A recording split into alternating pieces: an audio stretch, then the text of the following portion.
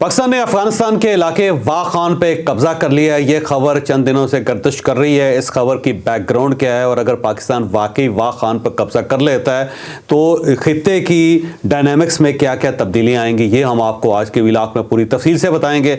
और इसके साथ साथ DGISI ताजिकिस्तान गए हैं और वहाँ जाके उन्होंने ताजिकिस्तान के साथ क्या किया और उससे क्या इंप्रेशन आया, ये भी आपको इसी व्लॉग में पूरी तफसील के साथ बताया जाएगा। और आपको ये भी बताया जाएगा कि चाइना वाह खान में इतना इंटरेस्टेड क्यों है, चाइना के वहाँ पे क्या स्टेक्स हैं और आने वाले दिनों में ये जो वाह खान की पट्टी है वो पाकिस्तान, ताजिकिस्तान, अफगानिस्तान और चाइना के लिए कितनी अहम साबित हो सकती है, ये भी आपको इसी व्लॉग में बताया जाएगा। और ये जो इंडिया की तरफ से एक नैरेटिव आ रहा है कि पाकिस्तान की चौकियों पर तालिबान ने कब्जा कर लिया, ये किस हद तक बात दुरुस्त है, ये भी आपको इसी व्लॉग में पूरी तफसील से बताया जाएगा। लेकिन व्लॉग की तरफ आने से पहले मेरी आपसे रिक्वेस्ट है कि चैनल को सब्सक्राइब जरूर कीजिएगा और ये जो बेल आइकन है उसको जरूर प्रेस करें ताकि नोटिफिकेशन आपको मिलता रहे। और यही वो सपोर्ट है, यही वो फेवर है जो आप हमारी कर सकते हैं। अस्सलाम वालेकुम नाजरीन, मैं हूं फरूख अब्बास न्यूट्रल बाय जावेद चौधरी में। नाजरीन, आज एक स्पेशल टॉपिक लेके आए हैं आपके सामने पाकिस्तान, अफगानिस्तान और वाह खान राहदारी के हवाले से। वाह खान राहदारी की बहुत इंपॉर्टेंस है। ये एक छोटी सी पट्टी है जो कनेक्ट करती है सेंट्रल एशिया से। ये कितनी पट्टी है इसके मुतालिक कहा जाता है कि सिर्फ 18 किलोमीटर की शायद इसकी लेंथ है, जिसके अंदर अगर कब्जा कर लेता है पाकिस्तान तो वो ताजिकिस्तान से डायरेक्टली इसमें कनेक्टेड हो जाएगा। लेकिन अफगानों का बयान आया है जी, मुल्ला याकूब उनके वजीर दिफा का बयान है जी, वो कहते हैं कि ये हमारा सर है और अपने सर का दिफा करना हम अच्छी तरह से जानते हैं। ताल्लुकात तो पहले ही पाकिस्तान के अफगानिस्तान से बहुत अच्छे नहीं चल रहे, ऊपर से वाह खान राहदारी वाला एक इशू शुरू हो गया जिसके अंदर चाइना भी डायरेक्टली इन्वॉल्व है और पाकिस्तान भी इन्वॉल्व होने जा रहा है। ये पूरी स्टोरी क्या है, इसी स्टोरी में एक और चीज भी आपको बताएंगे कि जो एक शदीद किस्म का प्रोपोगंडा हो रहा है और ये प्रोपोगंडा कर रहा है इंडिया पाकिस्तान के खिलाफ, अफगानिस्तान के अंदर बैठ के उन लोगों के साथ मिलके वहां के सोशल मीडिया को यूज करके कि पाकिस्तानी चौकियों पे कब्जा हो गया। मजाक समझा हुआ है क्या पाकिस्तानी फौज को? डिटेल लेके चलते हैं स्टोरी जावेद चौधरी साहब के पास। अच्छा, ये वाह खान जो है एक बेसिकली खाई है और एक पट्टी है। अगर आप इसको नक्शे में देखेंगे तो जहाँ पाकिस्तान ख़त्म होता है तो वहाँ से अचानक ये पाकिस्तान ऐसे ऊंचा है और सामने जो है वो ताजिकिस्तान है, वो भी ऊंचाई पे है और उनके दरमियान जैसे दरिया की तरह एक पट्टी होती है, इस टाइप की पट्टी है, खाई है। और ये बेसिकली वाह खान जो है वो पाकिस्तान को ताजिकिस्तान से अलग करता है। और ये ज़हन में रखें कि अफ़गानिस्तान कभी मुल्क नहीं था, ये बहुत सारे इलाके काट के एक मुल्क बनाया गया था। इसमें से बहुत सारे ऐसे इलाके हैं जो ईरान का हिस्सा होते थे, बहुत सारे ऐसे इलाके हैं जो सेंट्रल एशिया के हिस्सा होता था, यानी जो दूसरे मुल्क हैं उसका हिस्सा होता था। और ये जो वाह खान का इलाका ये पाकिस्तान का हिस्सा होता था, पाकिस्तान बनने से पहले का हिंदुस्तान का इलाका होता था। ठीक है। और जो सिल्क रूट था वो एक शियान शहर है चाइना का, जहाँ से ये स्टार्ट होता था और शियान से स्टार्ट हो के सिल्क रूट यहाँ से गुजर के ये फिर सेंट्रल एशिया में जाता था, वाह खान से गुजर के, और सेंट्रल एशिया से फिर ये यूरोप तक पहुँचता था। और इसका जो मेन कनेक्शन था वो इस्तांबुल था। इस्तांबुल से जो सिल्क रूट है वो यूरोप के अंदर दाखिल हो जाता था। ठीक है। अब जो मार्को पोलो है उसने इसका जिक्र किया था, सबसे पहले मार्को पोलो ने वाह खान का जिक्र किया था। अच्छा। और वो बदख्शां पहुंचा और वहाँ पे फिर वो अपने चचा के साथ वहाँ पे रहा और उसके बाद फिर वहाँ से वाह खान से गुजरता हुआ वो उसके बाद चाइना के अंदर दाखिल हुआ था। ठीक है। जो चाइना का सूबा सिंकियांग है वो उसके साथ इसके साथ कनेक्शन है, ये राहदारी के साथ। ठीक है। यानी अगर आप वाह खान से, यानी आप इस तरह करें कि अगर आप सेंट्रल एशिया से या ईरान से या आप अफगानिस्तान से गुजर के चाइना जाना चाहते हैं तो आपको वाह खान से गुजरना पड़ेगा और वाह खान से गुजर के आप सिंकियांग में दाखिल होंगे और सिंकियांग के बाद फिर पूरा चाइना खुल जाता है, फिर आप पूरी चाइना के अंदर जा सकते हैं। अब ये बड़ी पुरानी पट्टी है और ये 92 किलोमीटर की पट्टी है और ये बिल्कुल नैरो सी है। यानी अगर आप गिलगित बल्तिस्तान से सफ़र करें, क्योंकि ये जो इलाका है जो वाह खान को कनेक्ट करता है वो गिलगित बल्तिस्तान का इलाका है, तो अगर आप गिलगित से सफ़र स्टार्ट करें तो आपको जीप के ज़रिए जाना पड़ेगा आगे, फिर एक जगह पे आके ट्रैक भी ख़त्म हो जाएंगे और फिर वहाँ से आपको खच्चरों के ऊपर, घोड़ों के ऊपर और गधों के ऊपर सफ़र करना पड़ता है और दरमियान में 2 रातें आपको जंगलों के अंदर गुजारनी पड़ती है और उसके बाद फिर वाह खान का इलाका आ जाता है और आप ऊंचाई भी होते हैं और नीचे वाह खान है और वहाँ पे फ़ौज की चौकियाँ भी हैं इस साइड पे। लेकिन जब आप पाकिस्तानी इलाके में एंड पे जाके खड़े होते हैं तो आपको सामने से ताजिकिस्तान की लाइट्स भी नज़र आती हैं, इतना करीब है ये। ठीक है। यानी आप एक दूसरे को देख सकते हैं वहाँ से।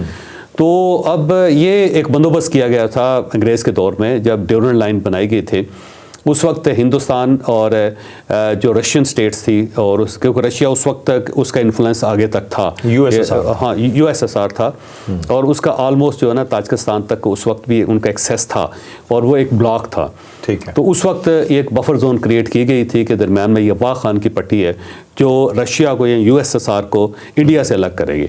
ठीक तो उस वक्त ड्यूरेंट लाइन की वजह से ये इलाका क्रिएट हुआ था और बदख्शां सूबा है इसका अफगानिस्तान का जिसके साथ ये कनेक्टेड है। और दूसरा मैंने आपको बता दिया कि ये सिल्क रूट था और यहाँ से चाइना के अंदर से दाखिल भी हुआ जाता था और चाइना से बाहर भी निकला जाता था। अब जो चाइना है वो उसकी ट्रेड होती थी यूरोप के साथ और उसका जो ट्रेड का जो मेन चीज़ थी जो बेची जाती थी वो रेशम थी, क्योंकि रेशम जो है वो चाइना के अंदर बने थे और एक तवील अरसे तक यूरोप को ये पता नहीं था कि ये कपड़ा बनता कैसे, और फिर यहाँ से यूरोप से लोग भेजे जाते थे कि जाके चेक किया जाए कि रेशम बनता किस तरह है। ये बहुत बाद में जाके यूरोप को पता चला कि इसके कोई कीड़े होते हैं और ये कपड़ा जो है ये कीड़े बनाते हैं और उसके पेट से एक लॉब निकलता है और उससे ये फिर एक तार बनती है, फिर उस तारों को जोड़ा जाता है, फिर उनको काता जाता है और काटने के बाद ये कपड़ा बनता है। ठीक है। और फिर चाइना के अंदर पाबंदी थी कि ये जो कपड़ा है, जो रेशम का कीड़ा है, वो चाइना से बाहर नहीं जा सकता, ये एम्बार्गो थे।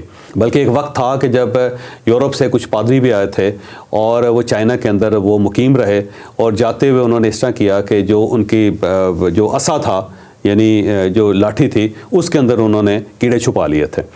और ये कबलाई खान का दौर था। और उस वक्त वो पकड़े गए थे तो उन सब का सर उतार दिया गया था और उनको सबको कत्ल कर दिया गया था क्योंकि ये जुर्म था कि आप ये रेशम का कीड़ा बाहर नहीं लेके जा सकते। उस वक्त तक ये लोगों को नहीं पता था और ये रेशम की वजह से, क्योंकि रेशम जाता था यूरोप के अंदर, तमाम जो बड़े बड़े बादशाह थे उनके कपड़े बनते थे, उस रेशम की वजह से इसे शार रेशम कहते हैं। क्योंकि उस साइड से रेशम की ट्रेड होती थी। ठीक है। और यूरोप से फिर बहुत सारी चीज़ें, मसलन वेपन्स आते थे यूरोप से, बारूद आता था यहाँ पे, और इसके साथ साथ तलवारें उस दौर की आती थी, घोड़े आते थे।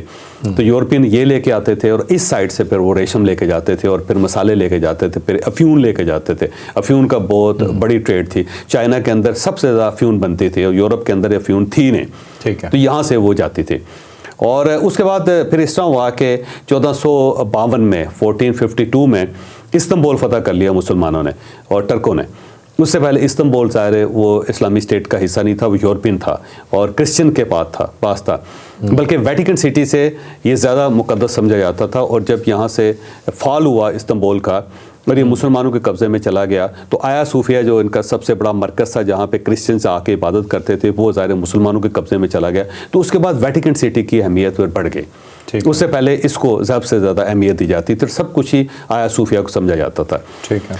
तो जब मुसलमानों ने फतह कर लिया तो उस वक्त उन्होंने ट्रेड बंद कर दी, शारा रेशम बंद कर दी। तो शारा रेशम जब उन्होंने बंद की इस्तांबुल से तो फिर ये सारा जो सिलसिला था तारीख का वो रुक गया वहाँ पे। और उससे फिर जो ट्रेड थी वो बहरी जहाज़ों के ज़रिए स्टार्ट हुई और फिर बहरी जहाज़ों का एक रेवोल्यूशन आया। फिर यूरोप के अंदर बहरी जहाज़ बनने शुरू हुए, फिर ये इस्तांबुल के अंदर, टर्की के अंदर बहरी जहाज़ बनने शुरू हुए। तो उससे फिर एक बहरी ट्रेड शुरू हुई और उसी से फिर ये जो मतलब कॉलोनियन दौर है वो स्टार्ट हो गया, कॉलोनियाँ बननी शुरू हो गई।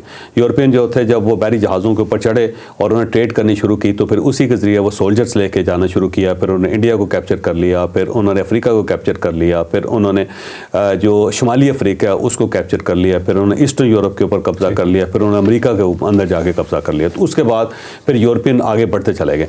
और अगर शारा रेशम चलती रहती तो हो सकता है ये बहरी जहाज़ों की ट्रेड शुरू ही ना होती। जब बहरी जहाज़ों की ट्रेड शुरू ना होती तो फ़ौजें किसी जगह ना जाती, ईस्ट इंडिया कंपनी ना बनती और फिर इंडिया के अंदर और फिर अफ्रीका के अंदर और फिर अमेरिका के अंदर जो इस टाइप की गुलामों की तजारत ना होती या कैप्चर ना होता या कब्ज़ा ना होता। तो ये सारा जो सिलसिला था ये वाह खान से होता था सारा। फिर जब इस्तांबुल फतह हो गया तो फिर ये वाह खान की जो पट्टी थी वो वीरान होनी शुरू हो गई। लेकिन फिर भी इसके अलावा भी यहाँ से लोग गुजरते थे। ताजिकिस्तान से जब लोग आते थे, उज़्बेकिस्तान से जब लोग आते थे या फिर ईरान से कोई लोग अगर ईरान चाइना जाना चाहते थे तो इधर से गुजर के जाते थे। इंडिया से बहुत कम लोग गुजरते थे क्योंकि उसकी वजह ये थी कि हिमालय दरमियान में पड़ता था पहाड़ और वो इतना ऊंचा है कि यहाँ से जाना चाइना में नियर टू पॉसिबल इम्पॉसिबल है क्योंकि आगे तिब्बत है और वहाँ से आपको सेंट्रल चाइना के अंदर जाते जाते बहुत सारे लोग मर भी जाते थे और आपके लिए इतनी चढ़ाई चढ़ना फिर बर्फ़ के अंदर से गुजरना आपके लिए मुमकिन नहीं था। तो इतनी इंपॉर्टेंट है ये राहदारी जो बहुत ज़्यादा इंपॉर्टेंट है, इंतहाई इंपॉर्टेंट है। तो अब जब पाकिस्तान बना तो फिर पाकिस्तान ने ये अफ़गानिस्तान के हवाले कर दिया और अफ़गानिस्तान के पास ही रहा। उस वक्त भी पाकिस्तान अगर इसके ऊपर कब्जा करना चाहता तो कर सकता था। चाइना भी इसके ऊपर कब्जा कर सकता था, लेकिन चाइना ने नहीं किया। उसकी वजह यह थी कि ताजिकिस्तान तक उस वक्त USSR बैठा हुआ था, तो चाइनीज़ नहीं चाहते थे कि वो ऐसा पंगा करें कि जिससे रशिया के साथ उनकी लड़ाई शुरू हो जाए। हम भी नहीं चाहते थे कि हम उस लेवल तक चले जाएं कि हमारे साथ USSR की लड़ाई शुरू हो जाए। तो पाकिस्तान इस साइड पे बैठा रहा। रशिया भी नहीं चाहता था कि वो चाइना के साथ को फटा करे या पाकिस्तान के साथ फटा करे और पाकिस्तान के ज़रिए अमेरिका जो है उनकी लड़ाई शुरू हो जाए। तो ये उसको इसी तरह रखा गया, एज़ इट इज़ जिस तरह था वो चलता रहा। उसके बाद फिर कई मरतबा ये थ्योरीज आती हैं कि चाइनीज़ ने उसके ऊपर कब्ज़ा कर लिया, फिर ये भी आती है जी पाकिस्तान ने कब्ज़ा कर लिया, कभी पाकिस्तान कह देता है जी कि इस पर USSR ने कब्ज़ा कर लिया। लेकिन ये जगह ऐसी है कि जिसके ऊपर कभी ना कभी कब्ज़ा होगा। ठीक। अच्छा चौधरी साहब, यहीं से हम थोड़ा सा बातें हैं मौजूदा हाल। पाकिस्तान के DGISI मिलते हैं जाके ताजिकिस्तान के सदर से, वहाँ से क्या वो डिस्कशन होगी वो भी तो आप बताएंगे। दूसरा, क्या जो खबर आ रही है कि पाकिस्तान ने इस राहदारी पे कब्जा किया है, क्या वाकई पाकिस्तान को ऐसा इरादा रखता है? ये एक ड्रावा होता है पाकिस्तान की तरफ से भी, चाइना की तरफ से भी, USSR की तरफ से भी कि हम इसके ऊपर कब्ज़ा कर लेंगे, लेकिन ये कब्ज़ा कभी होता नहीं है। वहाँ पे ऑलरेडी जो पाकिस्तान का इलाका है उसके अंदर पाकिस्तान की चौकियाँ हैं, वहाँ पे हमारी अफवाज पाकिस्तान है, वहाँ पे हेलीकॉप्टर के ज़रिए अफवाज पाकिस्तान जाती भी है।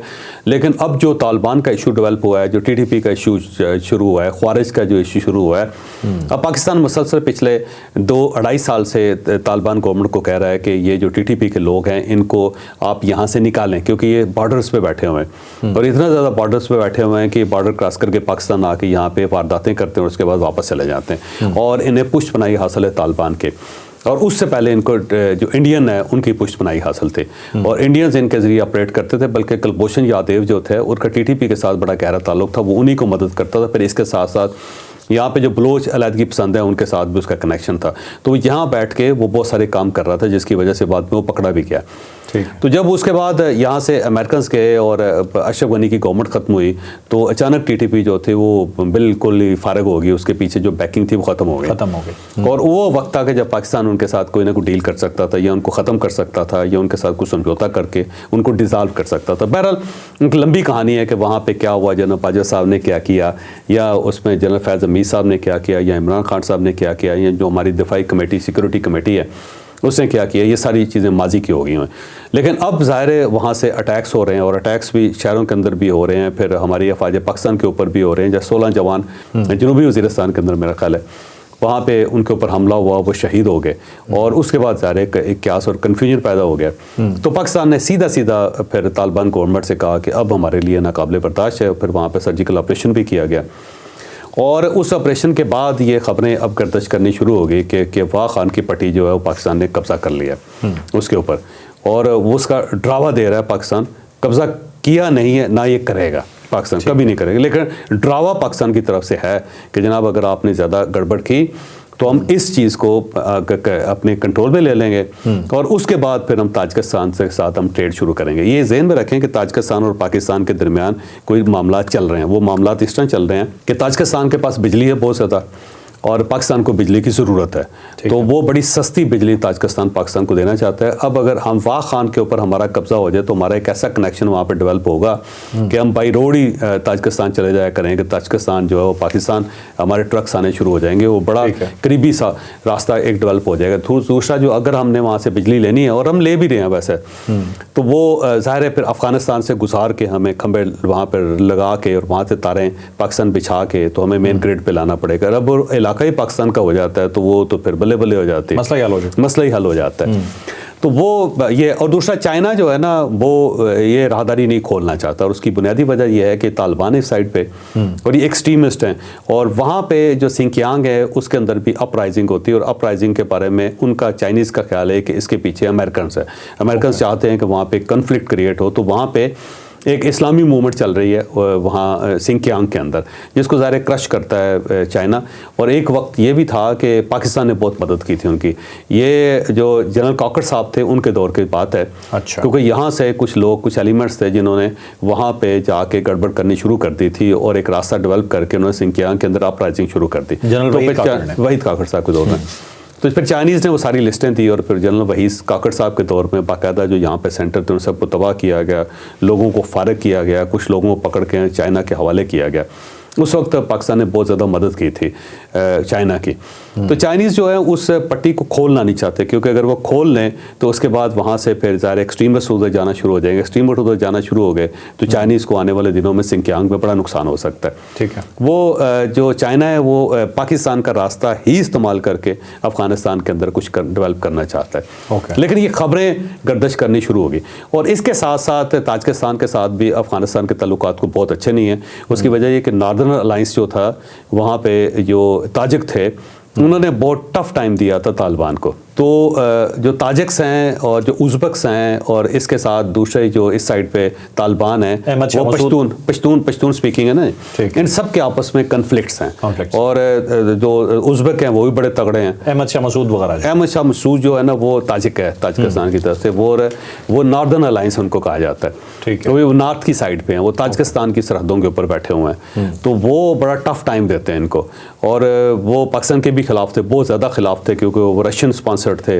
रशियन बैक्ड हैं और पाकिस्तान भी कभी उनको घास नहीं डालता था। पाकिस्तान भी उनके बहुत खिलाफ था और तालिबान की वो मदद करता रहा पाकिस्तान हमेशा ही। अब जाके पाकिस्तान ने अपनी थोड़ी सी पॉलिसी शिफ्ट की और उन्होंने ताजिकिस्तान के साथ अपने तल्लुकात बेहतर बनाना शुरू कर दिए। तो 2 जगहों पे बल्कि 3 जगहों पे पाकिस्तान ने थोड़ा सा थ्रेट करना शुरू किया अफ़गानिस्तान को। एक तो उन्होंने ये सर्जिकल ऑपरेशन शुरू किया डायरेक्टली, उन्होंने कहा जी अगर आप कंट्रोल नहीं करेंगे तो हम कंट्रोल करेंगे। तो इसका एक दबाव है अफ़गानिस्तान के ऊपर, तालिबान गवर्नमेंट के ऊपर। दूसरा एक ड्रावा दिया है वाह खान की पट्टी का कि जनाब अगर आप बाज ना आए तो ये पट्टी जो 92 किलोमीटर की जो पट्टी है इसको हमने काट देना, ठीक है, और काट के हमने ताजिकिस्तान के साथ मिला लेना है और चाइना को हम अपने एतमाद में लेंगे। और हो सकता है ये तीनों मुल्क आपस में तकसीम कर लें, कोई एक पार्ट चाइना रख ले, एक पार्ट पाकिस्तान रख ले और एक पार्ट जो है वो ताजिकिस्तान रख ले। और अगर ये तीनों मुल्क आपस में तकसीम कर लेते हैं तो फिर अफगानिस्तान बेबस हो जाएगा, फिर वो तीनों स्टेट्स के साथ तो नहीं लड़ सकते। ताजिक ऑलरेडी तालिबान के खिलाफ है, वो खिलाफ है, वो नॉर्दर्न अलायंस के साथ है, ठीक है। तो और दूसरा ये है कि जो ताजिकिस्तान है उस तरफ से भी पाकिस्तान ने एक धमकी दे दी है कि हमारे DJS है जो ताजिकिस्तान गए हैं और उन्होंने फर्स्ट टाइम जो नॉर्दर्न अलायंस है उनके साथ उन्होंने एक कनेक्शंस डेवलप किया है और ताजिकिस्तान को धमकी भी दी है और धमकी दी है कि जनाब कोई मसला नहीं है, हम आपके मौक़िफ़ को समझते हैं। तो अब 3 अलायंसेस हो चुके हैं अफ़गानिस्तान के ख़िलाफ़, पाकिस्तान है, चाइना है और ताजिकिस्तान है। और ये जो इम्प्रेशन है इसमें तालिबान को खासी परेशानी है, उनको महसूस ये हो रहा है कि कहीं ये तीनों इकट्ठे ना हो जाएँ और इकट्ठे हो के कहीं ये वाह खान की पट्टी जो आपस में तकसीम ना कर लें, और इसलिए तालिबान खासे प्रेशर में है। तो ये खबरें उड़ाई जा रही हैं कि जी वो पाकिस्तान ने कब्ज़ा कर लिया, लेकिन पाकिस्तान ने कब्ज़ा नहीं किया, सरहद पाकिस्तान कब्ज़ा नहीं करेगा। लेकिन अगर लड़ाई शुरू हो जाती है और किसी न किसी लेवल पे ये आगे बढ़नी शुरू हो जाती है तो फिर ये पाकिस्तान बैद नहीं है पाकिस्तान से, वो अपना जो पुराने मामलात हैं, जो तारीख़ है उसको सीधी कर ले और ताजिकिस्तान को अपने साथ मिला ले। फिर इसी तरह इंडिया के अंदर से ये खबरें गर्दिश कर रही हैं कि पाकिस्तान की जो चौकियाँ थी उसके ऊपर तालिबान ने कब्ज़ा कर लिया। ये मेरा ख्याल है पुरानी चौकियाँ थी और कच्ची बनी हुई थी उस वक्त, मिट्टी की और पत्थर की, और पाकिस्तान ने उनके साथ एक पक्की चौकियाँ बना ली हुई हैं। और जब आपके पास पक्की चौकियाँ होती है तो आप कच्ची चौकियाँ छोड़ देते हैं, बिल्कुल ऐसे जैसे इंडिया के बॉर्डर के ऊपर अबंडन कर देते हैं, उसकी ज़रूरत नहीं। तो उसको ऊपर दिखा के ना वो ये कह रहे हैं देखें जी यहाँ से वो भागे हैं और उसके बाद ये इसके ऊपर तालिबान ने कब्ज़ा कर लिया, जबकि तालिबान वहाँ दूर दूर तक नहीं है। तो ना ही वो मेरा ख्याल है पाकिस्तान के साथ लड़ सकते हैं, पाकिस्तान तो लंबी लड़ाई लड़ सकता है। वैसे एक वो पंजाबी का मुहावरा है कि डिंगिया टंगा तो पुलिस मुकाबले, ये थोड़ा सा फिट नहीं आता यहाँ पे जब तालिबान फौज को धमकी देते हैं दो बदू आकर, ये कोई छापामार जंग नहीं है कि आपने हमला किया और आप भाग गए।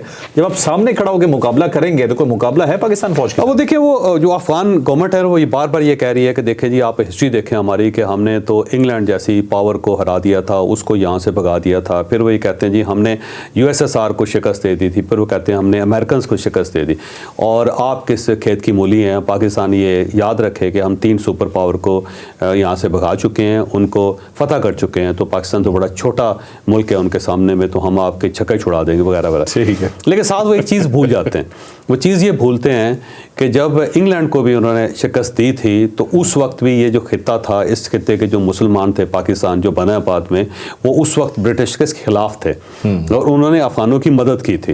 और अगर वो अफगानों की मदद ना करते तो उस वक्त भी पूरा अफगानिस्तान फतह हो सकता था। ये तो इन्होंने अंग्रेज़ को चलने नहीं दिया यहाँ पे। इवन जो जा रहे थे तो रेजिस्टेंस हुई उनको, और जब वहाँ से वापस आ रहे थे तो फिर रेजिस्टेंस हुई, और अल्टीमेटली ब्रिटिश को यहाँ बैठ के कबायलियों के साथ सुलह करनी पड़ी और उनकी टर्म्स एंड कंडीशन पे उनको बहुत ज़्यादा फैसिलिटीज़ देनी पड़ी, जिसके बाद ये पूरा सूबा बना। और इसके बाद जब यूएसएसआर के साथ मुकाबला हुआ तो वो तो पाकिस्तान लड़ा है, उसके पाकिस्तान ने पूरी दुनिया से यहाँ से मुजाहिदीन ला के और फिर यहाँ पे उनकी मदद की अफ़गानों की। बल्कि जितने अफ़गान लीडर हैं, जिसके अंदर गुलबदीन हिकमत यार हैं, जिसके अंदर सारे बहुत ज़्यादा हैं, उनका नाम मैं कितने आपको गिनवा सकता हूँ, वो सारे के सारे तो पाकिस्तान में ट्रेंड हुए थे। और ये जुल्फ़िकार अली भुट्टो साहब के दौर में यहाँ उनको बुला के, ये प्रोफेसर्स थे सारे, याद रखिए यूनिवर्सिटीज़ में प्रोफेसर थे। अच्छा। तो जुल्फ़िकार अली भुट्टो साहब ने इन सबको पाकिस्तान बुला के यहाँ पे कैंप्स बना के उनको ट्रेनिंग दी थी और उनको असलहा दिया था, फिर उसके बाद प्रॉपर इनकी मदद की थी। तो जो यूएसएसआर के खिलाफ तो अपराइजिंग पाकिस्तान ने स्टार्ट की थी। अमेरिकन तो बड़े लेट आए बाद में, और जब अमेरिका आया तो पाकिस्तान लेके आया अमेरिका को, और जितने अरब आए वो पाकिस्तान लेके आया उन अरबों को, और उसके बाद ये यूएसएसआर को शिकस्त दी।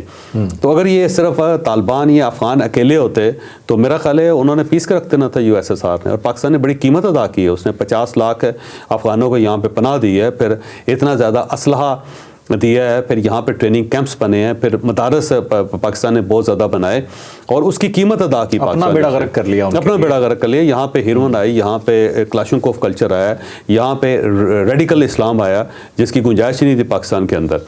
तो वो शिकस्त जो हुई है वो पाकिस्तान की मदद से हुई है, बल्कि पाकिस्तान उस पर फ्रंट लाइन पे लड़ता रहा है और मार खाता है।